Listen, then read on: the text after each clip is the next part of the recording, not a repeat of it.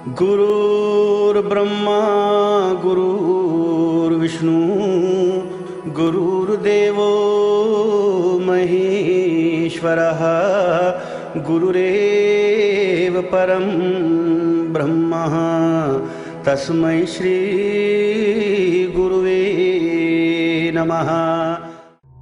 Radha isn't there in the Dvorka Leelas or in the majestic Leelas of Krishna, because factually, in the Vaikuntha planets, the Lord, or Krishna appears.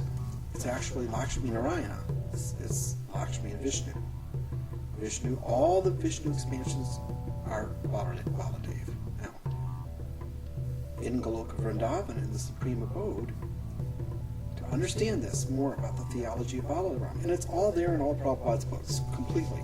And Prabhupada is not deviant, he's not heterodox, he's extremely orthodox, and so this is all can all be found there in the Krishna-centric Vrindavan Mathura form Krishna-centric Vaishnavism, which is where Pure Land Buddhism really very much emanates from. That's why the doctrines are so the same in Vrindavan Mathura and in Pure Land Buddhism. The iconography of Pure Land Buddhism derives from very much from Vrindavan Mathura. I can show anybody the evidence that Vrindavan Mathura was very closely connected with roads, because we know the art forms are back and forth. But anyway, we'll get into that now. So,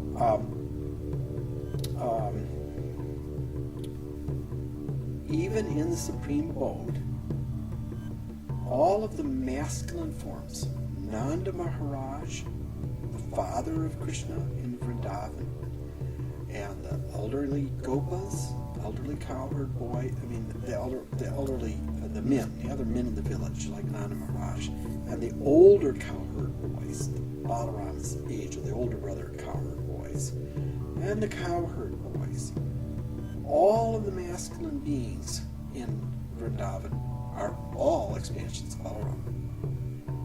So this is theology people have to understand. What to speak of all of the Vishnu forms or Narayana forms in the Vaikuntha planets in the spiritual sky, or all the masculine forms of the Lord in the material worlds, the Saha worlds. Now, even the variegated forms of Krishna from past time, for instance, in the Gopas and in the Rasaniyas, Krishna's expansions, all of Krishna's expansions are through Balaram. So, there's really two beings that experience Krishna directly. Just two. Radha and Balaram. Radha is Krishna's separate receiving capacity. Eternally separate, eternally independent, has her own being, and eternally equal to Krishna, the original giver in all capacities. She's the original deceiver, the original Shakti, and she's got to be completely equal to him, otherwise he can't exist, because she's the receiver and he's the giver. Now, separated out masculine capacity is very interesting. This Balaram, actually. But Balaram and Radharani never appear on the same altar. Ever. And only very esoterically in the Gaudiya tradition, when Nityananda and Chaitanya are on the same altar together, is it ever considered that Balaram and Radharani are appearing on the same altar. Because Chaitanya is considered to be the embodiment of Radha and Krishna, of their love, the embodiment of Radha and Krishna's love. And Nityananda is the incarnation of Balaram. And so, only then is it considered that Radha and Krishna and Balaram all appear on the altar at the same time. So in Vishnu temples, or Gaudiya Vaishnava temples, it's very interesting. When you have a murti of Radha and Krishna, what are you actually seeing? Lakshmi and Narayana. Any murti that you see of Krishna in any form in the material world is through within by Balaram. Now, they're very strict about this in the Gaudiya and the related Vaishnava tradition. You will never see an altar where Radha and Krishna in murti form are depicted together in like Vrindavan Leela, and they're worshipped like that. I mean, you just don't see that in the Gaudiya tradition, because they're always worshipped in awe and reverence, because they're in a temple in the material world, and they're murtis. So they're they're not, running around like, just simple cloth on them, pastoral pastimes. They're given jewels and they're dressed up and there's all the fancy stuff and everything like that. And that's done on purpose, because that was reminding you that you are worshiping Lakshmi Narayana. You are only being revealed Radha and Krishna through Mary and Jesus, you might say. You can understand that Mary's highest form is Radha, but you cannot approach her as Radha. She's unapproachable as Radha. And the transcendent deity is unapproachable. Krishna is unapproachable. Balaram is approachable. So we're getting back to the most renounced forms here now. Balaram is Krishna's renunciation, self-renunciation. So he renounces himself and he expands himself in countless forms. Balaram is his second self. If we go over to Pure Land Buddhism in the Trikaya, we find out that Amitiyas is called the reflex. There's some, translations, there's modern scholars trying to understand this. They will say he is they don't use the word expansion. Might say emanation. Maybe they say the word expansion, but normally they will say a strange word like reflex. Amitiyas is the second person of Amitabha. Asu, Yahu is the second person of Hari, Eli. Sometimes they're worshipped as father, and sometimes, mostly, they're worshipped as like brothers. Because one is an emanation, expansion of the other. It's the same God. It's two persons of the same Godhead. The third person is that immanent Holy Spirit in the heart of all beings in the Saha worlds. So, I'm not sure I answered any questions with all that big long rambling. But we were trying to get to lawless love. Yeah, it seems unique in the Vaishnava tradition. Okay, and I was going to point out things in Catholicism. So what is the nature of this lawless love? What does it mean to be lawless? It's against the conventional standards. It has to be secretive or...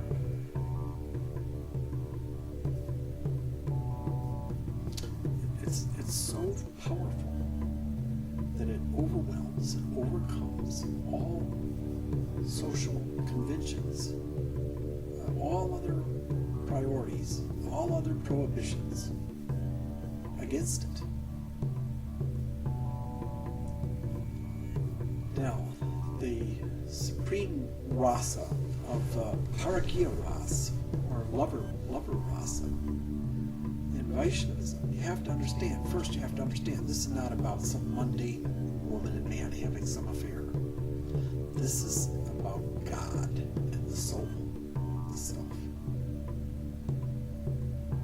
And of course, in Catholicism, we also have this understanding that, like Jesus said, unless you're willing to leave father and mother, unless you're willing to leave everything, don't bother coming to follow me. All through the tradition we're talking about, the perennial tradition that we're talking about, the radical notion of the freedom of love and the Dionysian, I'm not saying the pseudo-Dionysian orgiastic stuff, but because the real Dionysus is Balaram, the second person of Godhead. Unless that love is an overcoming, transcendent love. It's not real love. And how do you know real love unless it's been tested?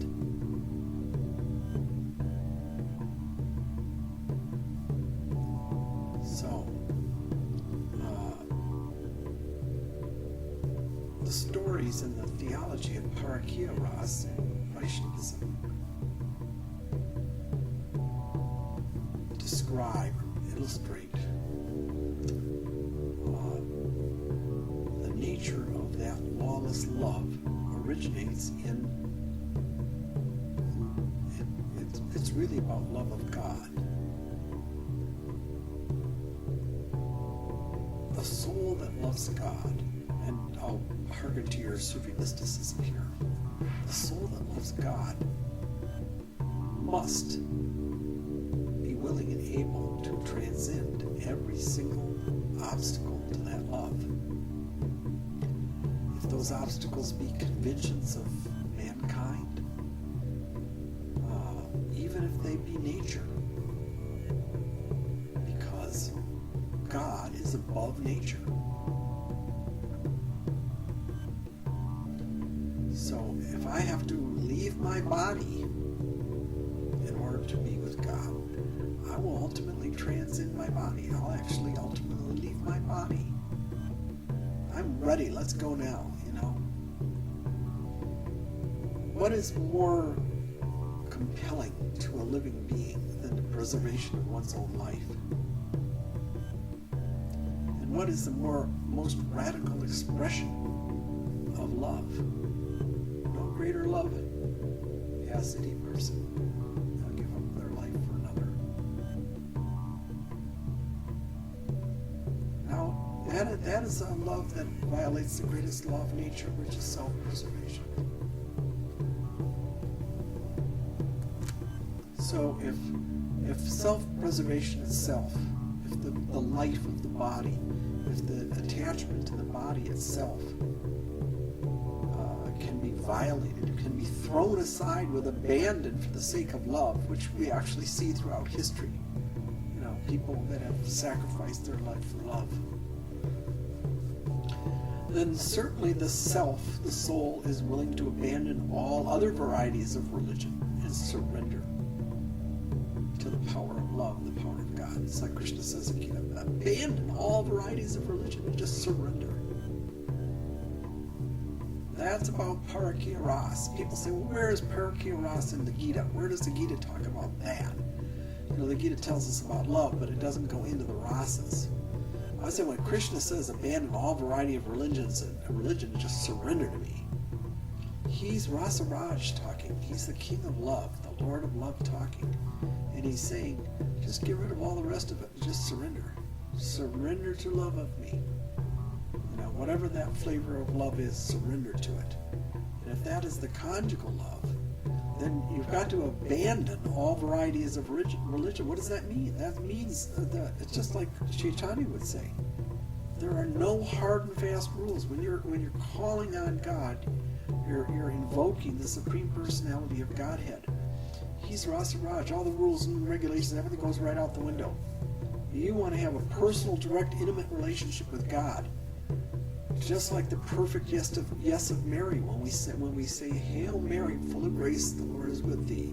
What words are those? That's the greeting of the angel Gabriel to Mary.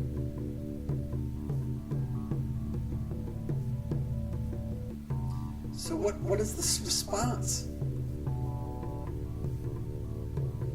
Why are we saying these words? What is the response? We are placing ourselves in Mary's position, and we are drawing force. We are having Gabriel draw forth from us, from our soul, that perfect yes of Mary, that perfect receptivity, that emptiness. You know, the Catholic tradition, the apophatic practitioners, they like to talk about kenosis. They like to talk about emptiness. But really, what that really is that is the receptivity of Mary.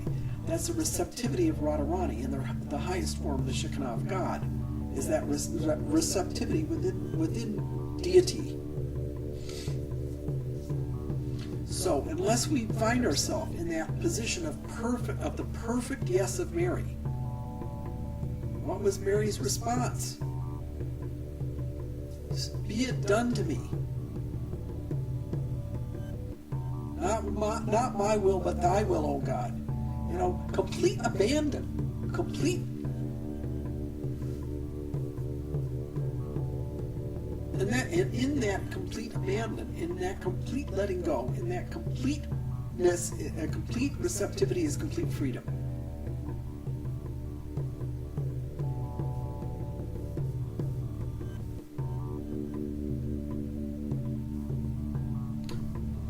To thine own heart be true.